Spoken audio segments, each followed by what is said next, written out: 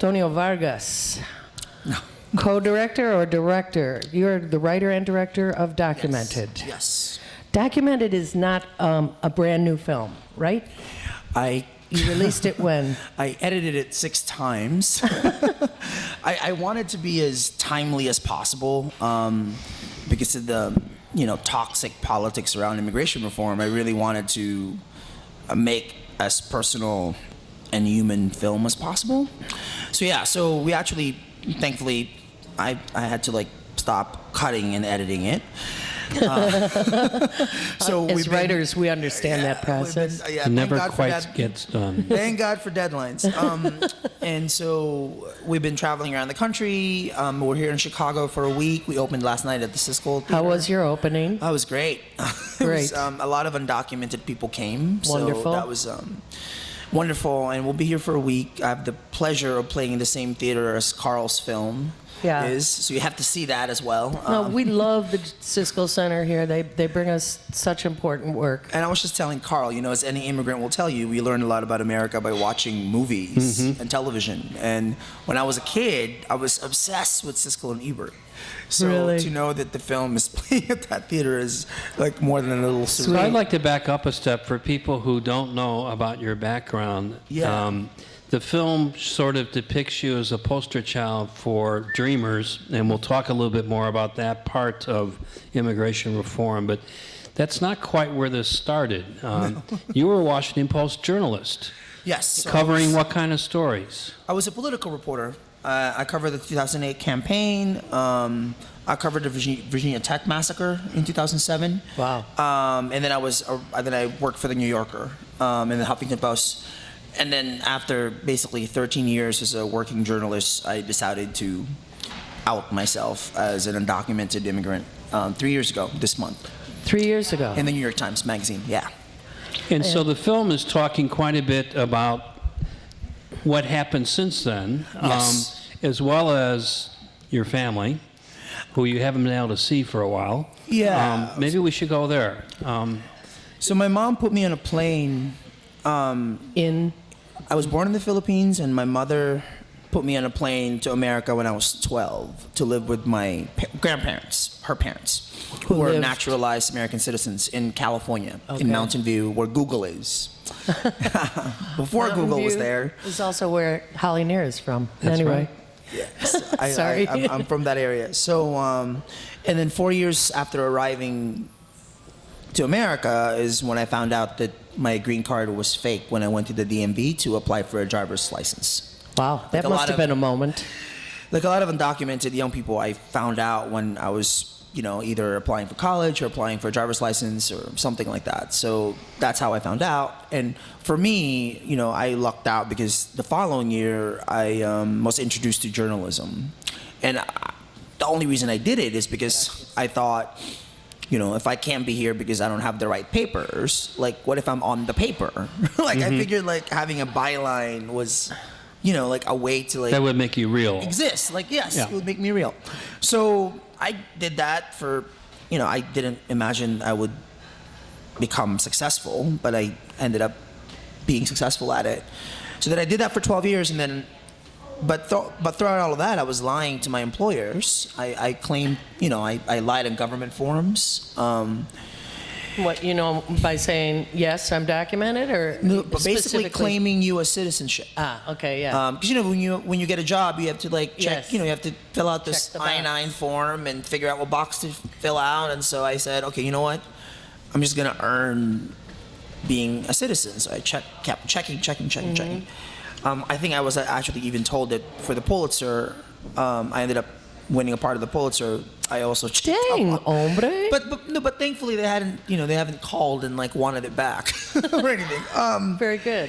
So the film kind of chronicles that, but the film is for me partly a public journey, which is, I'm the most privileged and documented immigrant in America. 1,000 people get deported every day. What do? I make a film. Yeah, and you've been on everything. You've been on all kind of TV shows that everybody's familiar with. And I'm but this country doesn't really know what to do with people like me. Right. You know, Right. and there's a scene in the film where I actually called the government myself and asked them, "Are you are you planning on deporting me? Why not?" And the woman on the line was like, "What are you doing?" I'm like, "What are you doing?" And That was I'm a like, surreal conversation. I know, and we captured it on film. And as far as I'm concerned, the film to me is, I like to think of it as an act of artistic civil disobedience. You know, like, I'm not supposed to be here at all. And just we had the film screen in Arizona for a week. You know, who would have ever thought that Arizona would be the new Alabama? Yeah. So I get a lot of hate mail and a lot of kind of anti-immigrant vitriol online, and I'm like, "Hey, you want to deport me? I'm playing at this theater. Come, I'll be there." I'll come out right after you pay your admission and No watch one the showed film. up. I mean, a couple of people said, "Oh, I'll be there. I'll get the police to arrest you." But- I'm not hiding from you anymore. But how was the reception in Arizona? I bet you had a lot of folks happy to see that film. Yeah, it was again, like, I feel like our premiere here last night,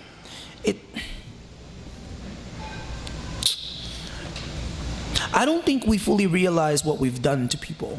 I don't think. I mean, let's actually break this down. So, we were Truer terrorized. words were never spoke. I mean, we were terrorized as a country in 9/11, right? We were terrorized. And then the day after, we started terrorizing each other. And I would argue that the illegal in America has been the largest target of that internal terrorism. Yeah. I mean, how else to explain what we're doing? 2 million deportations in 5 years. President Obama has continued what President Bush has done. 2 million deportations in 5 years. Well, I If you actually think there's another dynamic there, which is he was trying to prove how manly he is, That. so that he could get some kind of more comprehensive immigration Well, reform the going president forward. is doing what the president always does, which is, and I mean, I covered the president when I was a political reporter, and what was interesting for me is, look, what happens the moment he gets elected? The birther movement. If the citizenship of our democratically elected presidents, is being questioned, what luck do I have? Yeah, really. I mean, this is why the president has never talked about immigration from a really personal way. How many times do you ever hear the president talk about his father from Kenya who got here on a student visa? He doesn't talk about that. That's right. Because God forbid, That's right. he's black and an immigrant. Well, we already know he's a Muslim socialist. Exactly. And I don't know. From Kenya. From Kenya. Yeah, from Kenya. So the film to me has really, thankfully, and so it's traveling around the country. It's here for a week. Then we do Denver. Then CNN is actually going to air the whole thing. Wow. Oh, excellent. In the summer, yeah. So they're going to air it. You hotshot, you. I actually That's thought one of the more great. intriguing clips was the Lou Dobbs interview. I think this points out the enigma you represent, because even after you're there and you're burying your soul, I mean, you don't show the whole interview, but No. he is talking past you. Of course he not is. getting it. He does not know what to do with you. But I wanted to look him in. Look, I grew up in this country. Did he look you in the eye? Is part of what I wanted to ask. Oh no, he did, and Okay. it was hard to look back. Since I was 16 and I found out that I was this illegal faggot in America. I'm also gay. I've always All right, Yeah, two strikes. you came out twice. I've also had to figure out that what people call me say a lot more about them than they could ever possibly say about me. Of course. But I wanted to look Lou Dobbs in the eye and tell him, when you call people illegal, I have to tell you, I've traveled, maybe 200 events in 45 states in 3 years. The most tragic thing has been hearing people use the word illegal and Mexican interchangeably, as if there's something wrong with being Mexican, right? As if all Latinos are Mexican. I'm sorry, but who crossed whose border first, right? And so I wanted to look Thank Lou Dobbs in you. the eye and say, look, the damage you've done. And that's why I think it's not without any trace of irony that CNN, that gave Lou Dobbs a platform all those years, is airing this film. Interesting. I think, I'm happy about that. Jose Antonio Vargas, who created this incredible film called Documented, the feeling that I got, even from watching short clips, is an incredibly emotional journey.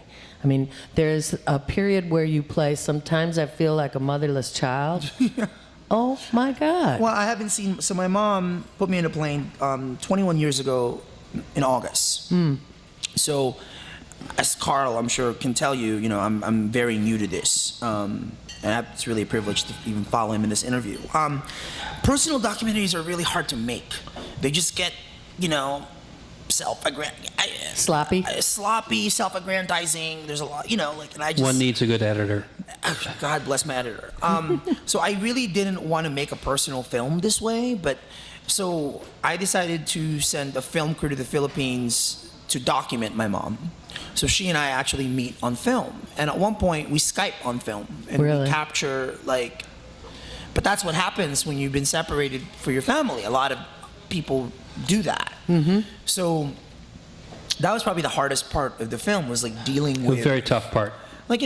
here's a mother that I haven't seen since I was 12, and now here she's on screen. Oh, my God. And I have to edit it. I mean, the craziness of editing your mom. I cannot It's imagine. weird. It's just... But yeah, all my travels in the past 3 years have told me that, look, there's many people that I can convince with facts. Like people like me pay tax. I have paid so much taxes, I should be a Republican, right? Yeah, right. So people pay taxes, they pay Social Security. Undocumented people arguably have kept Social Security solvent. Thank you. And yet we're the ones that get blamed for Yeah. crowding emergency rooms when we actually can't even qualify for health care. So all of that. I could have made a much more, here are the facts, Biting. inside job meets immigration reform. Uh-huh. Right. But what I've noticed in all my travels is, for many people, this is a visceral, guttural thing. Yeah. And so in a way, that's why I decided to make a much more, what's at stake? Not your politics, it's my mom. That's what's at stake, right? Well done. Well done. I Well, mean, thank you. The scene with the moms, period. Oh, yeah. I mean, it's wrenching. I went and visited the town that many of the people who work in our kitchen come from in Mexico. Yeah. Because post George W. Bush, trips back and forth yeah. kind of disappeared.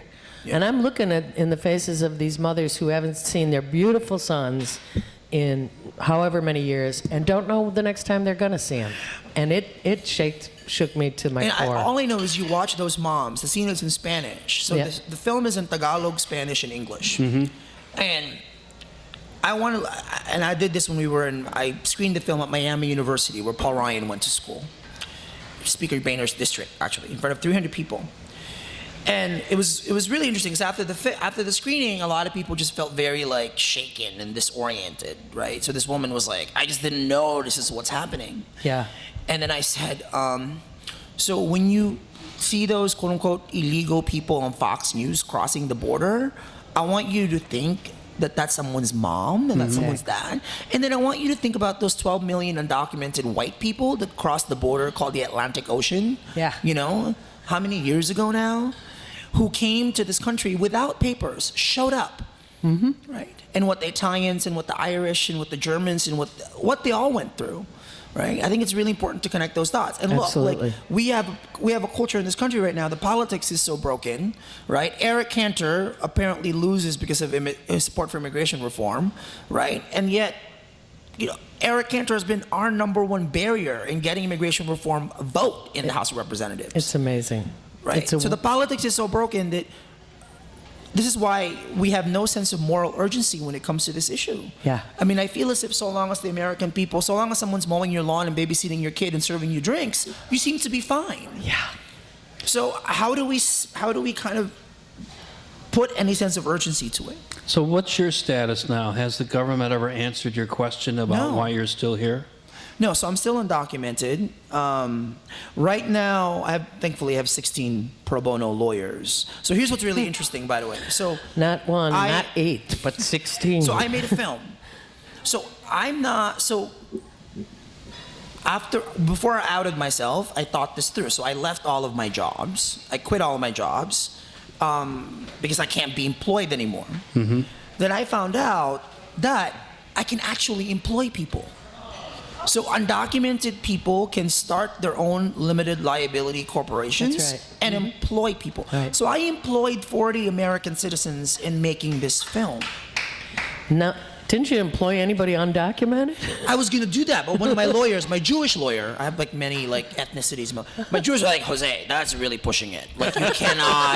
You have to hire American people, white people as much as possible. So I hired white people and black people. just in case, Rush Limbaugh finds out. And I'm like, yo, I hired your people. Like, what else do you want, So no, I mean, it's funny, but I've met, I've actually met an undocumented man in Houston who owns a mechanic shop, an undocumented woman in Virginia who owns a graphic design firm. So, but people don't know this. Oh, people don't know a lot about, Because guess what? If people found out what was really happening, you know what they would say? They would say it's un-American. Mm-hmm. That's right. They would say it's un-American that every day we're deporting 1,000 people, right? Just so we can appear tough on this U.S. border security problem. So also suddenly, all of a sudden, we're seeing photos of these my God. holding pens. I know. They're horrible. I know. Holding pens down in, I don't know, Texas. In Texas and Arizona. And thankfully, the administration has said it's a humanitarian crisis. And it is. Yeah. Well, guess what's happening to the 11 million people in this country? That, too, is a humanitarian crisis. Yeah. Given the polarization of our politics, whether you want to use the Cantor defeat as a reference point or not, what do you think is going to happen next over the next couple of years? You made some progress in the DREAM Act. Progress. But it ended up having to be regulated in, so it's not a perfect solution and only deals with a sliver of the population you're talking about and did not include you because you were too old to be a dreamer.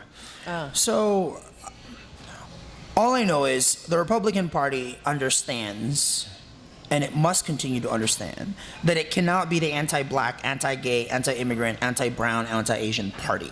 Right? We're looking at 2016, and so I'm sure they're going to want to do something so they can think they're over this, right? But they're not going to do it. We don't know, but I don't think we're going to get to a point that anything comprehensive is done. I think it's going to be very piecemeal. Yeah, I'm afraid you're right. And so I think immigrant rights is going by the way of LGBT rights, meaning it's going state by state by state. I mean, Illinois, thankfully, is providing undocumented people with driver's licenses. Thankfully, there's in-state tuition here for a lot of these DREAM Act kids. Right. So why can't other states follow suit? And here's the larger point. You cannot change the politics of this issue until you change the culture of this issue. What does that mean? Meaning 10 years ago, President Bush gets reelected on the back of opposition to same-sex marriage. Right. Here we are now, same-sex marriage is inevitable. Exactly. How did that happen? Ellen DeGeneres, Will and Grace, Queer Eye for the Straight Guy, gay people coming out, Also, the culture grandchildren. changing, grandchildren, the culture changing. So long as people think that we're a bunch of illegals and criminals who are taking away from this country and they don't see our humanity and what we contribute, we're not going to change this issue. That's why films matter. That's why culture matters. That's why art matters. Well said. And so that's what we at Divine American is going to do. So my next film project, actually, that I'm really excited about is on whiteness in post-Obama America. Ooh, yes. I'm going to do a film project on what it means to be young and white in a country that's getting less and less white. All I know is this country invented white like it invented black. Thank now you. they have all these Asian people and Latino people. We're all just confused. And no one has ever said to white people, yo, you're not white. You're German. You're Dutch. Right. You didn't. This country was never white. It sounds to me like after you do this next film, you could try your hand at stand-up. Oh, I don't know about that. I don't know about that. But Why not? When is Documented being screened at the Cisco Center? it has the privilege of being sandwiched between Citizen Coke. So please see that film Excellent. before or after. We have a 5:30 screening tonight. We're there for a whole week as well, and then we're in Denver. If anybody's in Denver for a week, and then CNN is going to air it June 29th is the air date. June 29th on CNN. And so June 29th and July 5th. So we're sandwiched between July 4th weekend, my favorite American holiday. Oh If my you want to gosh. see an emotionally real journey through the land of being undocumented but a hard worker with family ties and everything else, you must see Jose's film Documented. It's really compelling. Yeah, and just so you also realize, because my niece is Filipino American, this is not solely about Latin America. Yeah. Right. And that's also a richness that you bring to this film and the experience. Jose Antonio Vargas and Carl Deal and Ann Wells, what a great conversation to have with all three of you today. We want to you. thank everybody on site, online, and radio audience. We want to invite you to like, live from the Heartland Facebook page, thanking all that make this show possible. We thank the Heartland Cafe, Grant Steskel, Nolan Chin, Hal James, Marion Paul Wozniak, and we welcome back Michael next week. Do good in the world. The world needs all the good you do. And all power to the people. Amen. Thank you. See you next week. Hey, This is awesome. Let's get a picture with you guys up here. Stick around. Frank.